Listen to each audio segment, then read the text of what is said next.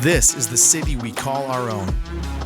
These are the stories of the people we call our neighbors. This is the heartbeat of our hometown. Naperville, this is Real Talk. Welcome back to Naperville Real Talk. This is the podcast where we feature the people and places that make Naperville an amazing place to live, work, and play. My name is Chris Grano. I'm the host of the podcast. Thank you so much for joining us. We're in season 3. We've had amazing guests so far. We're going to continue to have amazing guests. And if you know someone who might want to be a guest or you yourself would like to be, please reach out on any of our social media. We'd love to connect with you and find out if it's a good fit to share your story.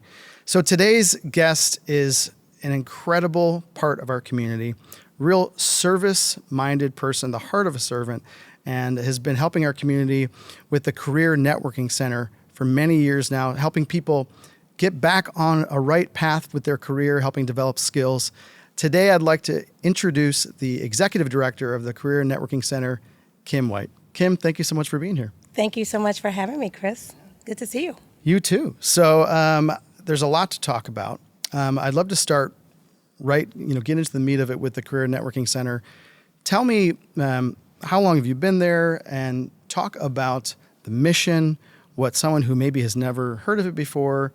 It's not just a place to polish up a resume, right? There's a lot more to it, and I'd love you to just give us the whole thing. Yeah, thank you so much. So I have been with the Career Networking Center since 2005, which, in today's world, to be in any one role for 20 plus years is not existing. It doesn't really exist. But I really love the work that we do. I started out as the associate director, and in 2010, so 5 years into my role there, I became the executive director. And we have been just helping thousands of people in this career space. And our mission is simple. It's just getting people back to work. Yeah. And we provide those resources. So we help folks with their resume or networking or a job search strategy. It's really a holistic way of thinking about getting them back to work, because when one loses their job, it's our identity, it's who we are. And so to your point earlier about it's not about just polishing up a resume, it can't be just about that, because we got to really get inside their mind and help them understand, you're going through those stages of grief when that happens, and now how do we get back? So, we create a plan of action for them. We work with them to create that plan, and we really take a holistic approach. So we talk about the hard skills, the soft skills, but also we talk about self-care. Yeah. That's important as well, to make sure that you are taking care of yourself, eating well, getting enough sleep, making this your full-time job, but you got to be doing all those things, and then we're going to make sure that we get you on the right path to land that next success.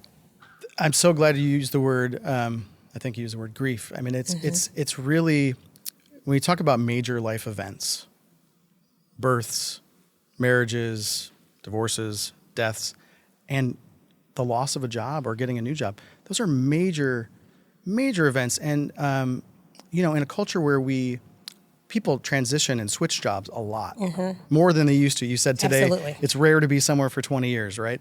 It's more like in previous generations, you would start with a company and finish your career with them. Yeah. So I think we might grow a little callous to whatever, I'm switching jobs. Yeah.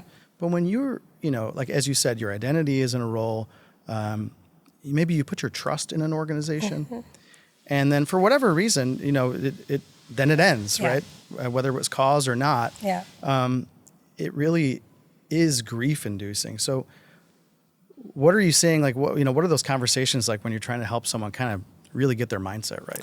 Yeah, I mean, first of all, you got to confront it, right? You got to recognize that. I mean, I think if you think about one of the first questions that you ask when you meet somebody, it's what do you do? Yeah, right. Right? So that usually comes out within the first 2 or 3 questions. And so, if you're not able to answer that, or, who do you work for, it really starts to kind of eat away at you, right? Yeah. And so you really just have to confront that first, right? And then just really focus on And what I want to just one other thing that you mentioned was about trust and loyalty with the company.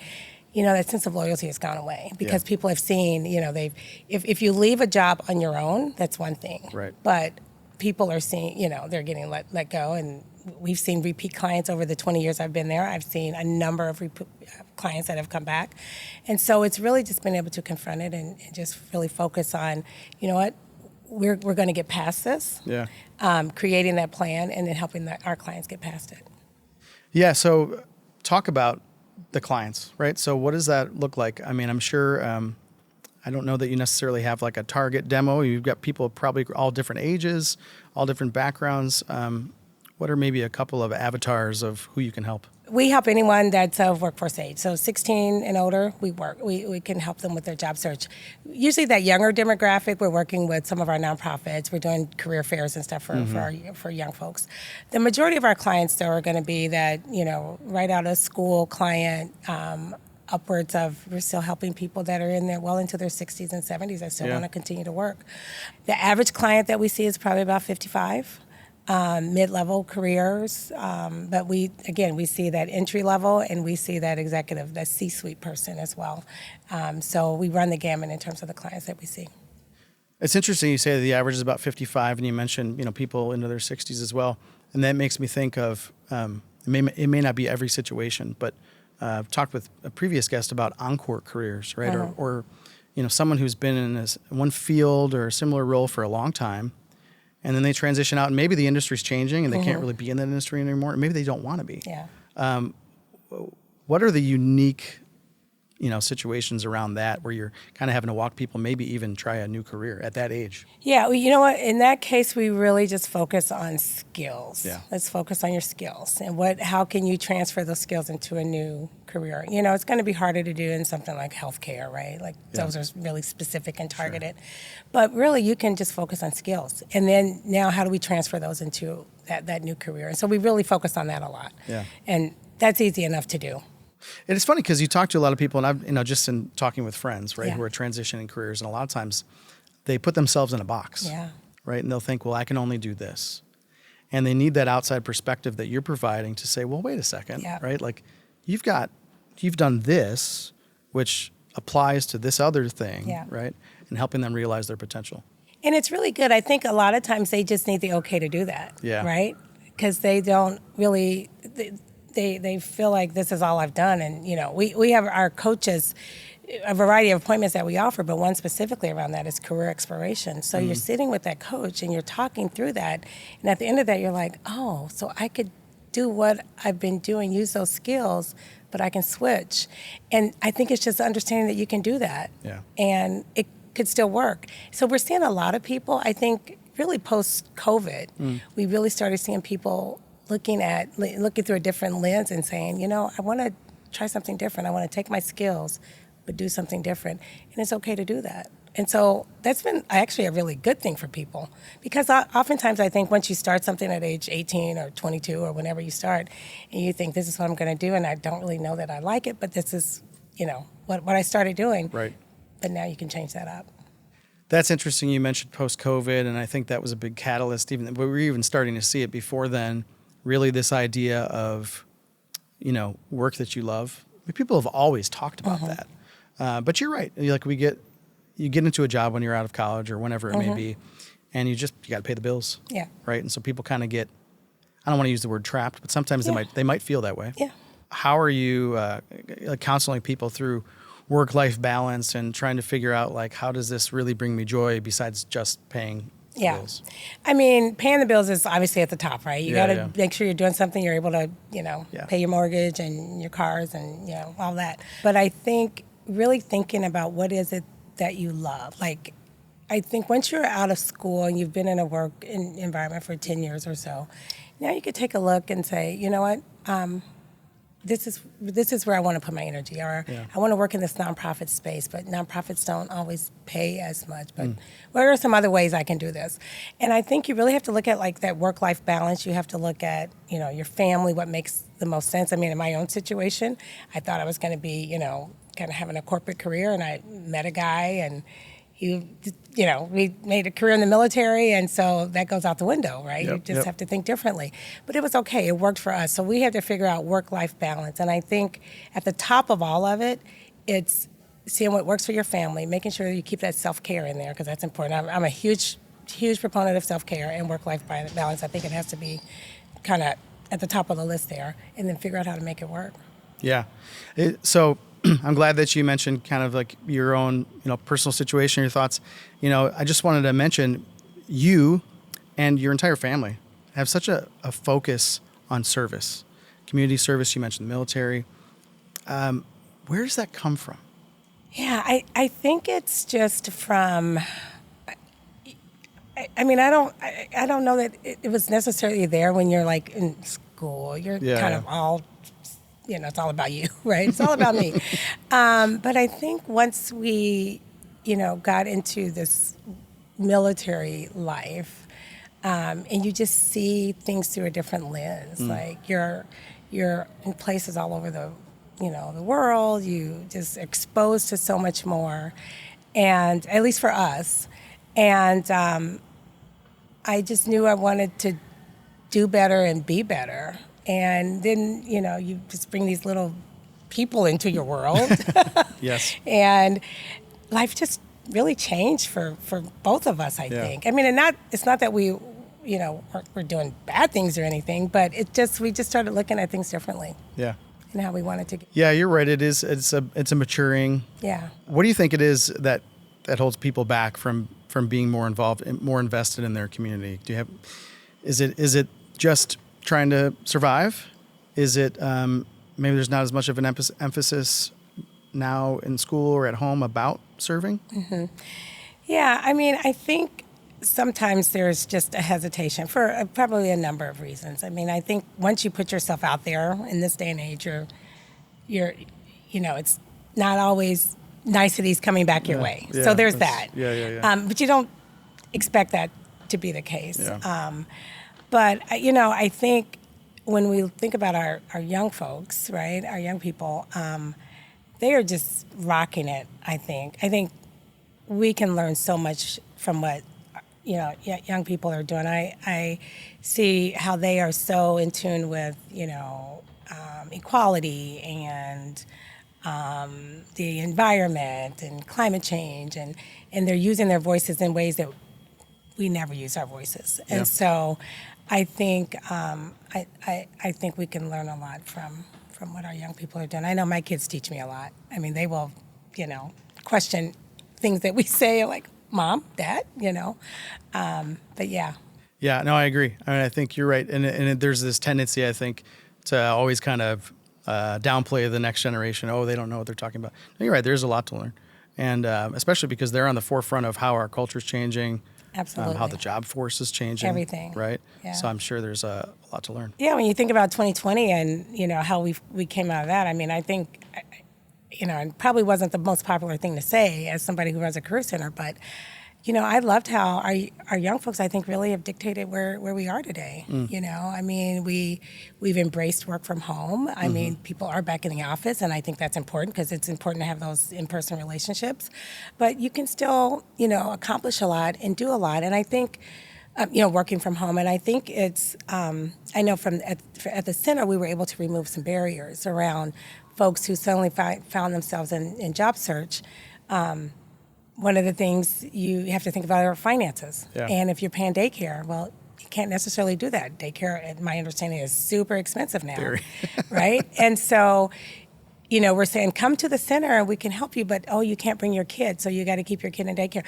We've been able to remove the barrier around that because we can help our clients remotely and in person. We can do both. And I think even when we talk about work-life balance, you can go into an office 2 or 3 days a week, but you can also work from home, and you can have that work-life balance that I think is so important, and it's healthy. Yeah. And, instead of commuting an hour a day and then getting home and you don't have time for anybody, you're short, you don't want to talk to anyone.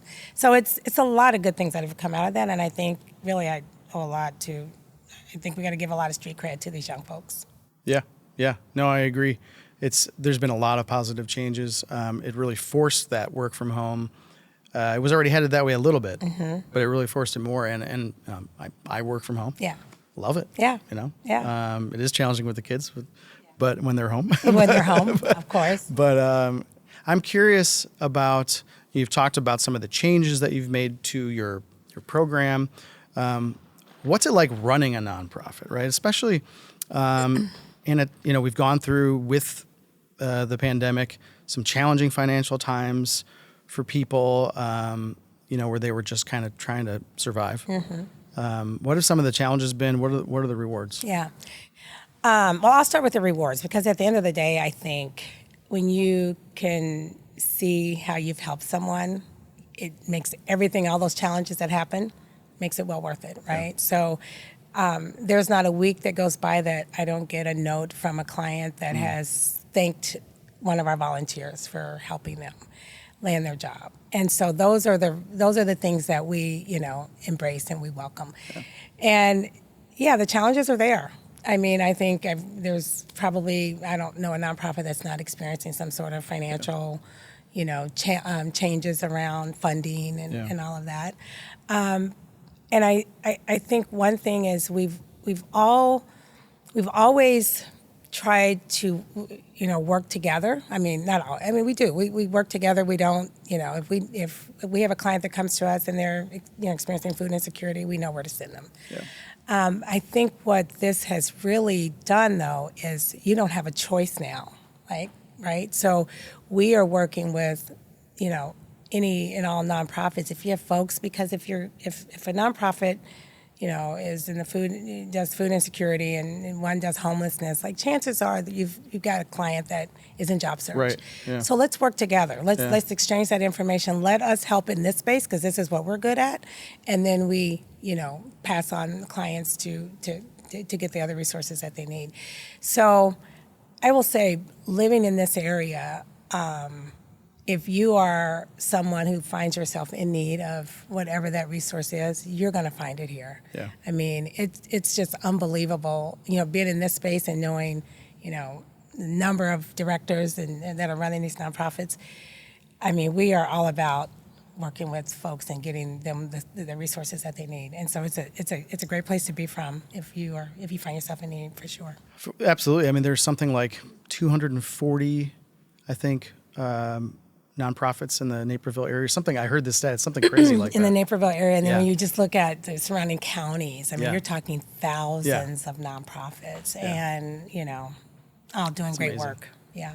What's the difference between what the Career Networking Center does versus like a for-profit career coaching or something like that? Well, number one, the difference is just the cost, right? Yeah. So with these for-profits, you're going to spend thousands of dollars, in order to get the help that someone needs. In the nonprofit space, we're able to, reach out to funders and say, hey, can you help us help these folks? Yeah. And so at the center, we are able to reduce our rate or offer the services for free if needed, because we don't turn anyone away. But for literally $75, you can meet with amazing coaches who have amazing backgrounds, who some have their own businesses doing this, but they give back, 5-10 hours a month to the center to meet with our clients. And so you're meeting with, former C-suite folks who are volunteering at our center, HR folks that are volunteering at our center, business development folks who are volunteering. So you're going to get good quality service at free or reduced rate in order to take advantage of the services that we offer. And I will tell you, we've had folks whose companies have paid for those for-profit services, and the client has found us as well. And I can tell you, without a doubt, many of them have said the services are better. One, we really are focused on relationships. Yeah. And building those relationships and creating plans for the clients and making sure they're following through with their plan. So we're not just treating them as a number. These are really our clients. There's a face to our client, and we want to make sure we have a vested interest in making sure that they land, because we're all in this community, and we know when someone has a job, they're pouring back into the community.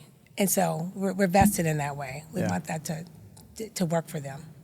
It's got to be incredibly rewarding for your volunteers, right, who are donating their time, because, again, kind of going back to, I think when you start your career out, you're focused on you and your own personal growth, and then I think there's this natural, I think for a lot of people, maybe not everybody, but inclination towards, as you become a seasoned member of whatever your industry is, you wind up coaching people at your company anyway. And then you see how you can really impact someone's life. Yeah. Things that maybe are very basic for you that you don't give a second thought to can change someone's total trajectory. Absolutely. It's about, reaching out, right? Yeah. Pulling people up and helping. right. And so I think we've always had a number of volunteers over the years and we have some volunteers that have been there since I've been there. So That's awesome. They just want to give back and they want to help in that way. And they've done that throughout their whole careers. Let's switch gears a little bit. Okay. And talk about your big annual event, Dancing with You Celebrities. know a little bit about that. I know a little bit about that. So one of your amazing board members, Chrissy Sullivan, She's great. tagged me and said, "Wouldn't you love to do this?" And she knows I can't resist being on stage. So, oh boy. So I've loved it so far. But talk about the event, the history of that event, maybe some funny stories if you have any, and what kind of an impact it makes on someone. Yeah. It's so we've been doing this since this is our 15th year. And I remember the very first year we did it, a couple of the board members around the table was like, I don't think this is going to last. And here we are 15 years later. I will say the way it started, we were trying, it was actually the year I became the executive director. Okay. And, everybody does a fundraiser. And it was, your typical fundraiser. You invite people to a cocktail hour and you share a little bit and then you move on. We had a board meeting on Tuesday morning. And the night before that board meeting on Monday night, Dancing with the Stars was on TV. Okay. And unbeknownst to me, one of my other board members was also watching Dancing with the Stars on Monday night. And that next morning at the board meeting, we were going to be talking about our upcoming fundraiser and what could we do. We needed to change it up. And I had already put some notes in that I wanted to talk about, I wonder if we could do something like this. This board member starts to talk, and he says, I was watching Dancing with the Stars, and maybe we could do that. And I literally pulled out my notebook and said, look here. That's how it started. And we made it happen, and it's been going strong ever since. It's a great fundraiser, and what I like about it is we invite the community to come and be entertained. And we do ask for money, Right. Sure. but we ask them to come and be entertained. So it's just different than some of the other fundraisers that others have. Yeah, I mean, it's become like a fixture, right? Like it's a highly anticipated. Yeah, everybody's like, when are the tickets going on sale? And who are the dancers? I heard about the event before I even knew what CNC was, yeah. right? So I mean, it's a great introduction. Yeah. So I have to say, I'm glad you said yes. I really don't take no. So even if you were going to say no, I was going to figure out a way to make you say yes. That's fair. I could sense that. But we had a great coffee meeting, and it was pretty easy for me to say, Christy, thank you for making this introduction. So how are your lessons going? I'm going to ask you a question. Oh, boy, you're turning the tables on me. They're going well. Yeah. We have a little group chat, as you know, with the dancers and you. And I said, I think my teacher thinks I'm better than I am. So she really challenged me. She's been wonderful. Yeah. It's really neat to, such professionals, right? Yeah. I mean, for they're sure. amazing dancers. Yeah. So no, I think it'll be fun. Yeah. And for me, I'm just excited I love diving more into this community. Yeah. Meeting like-minded people.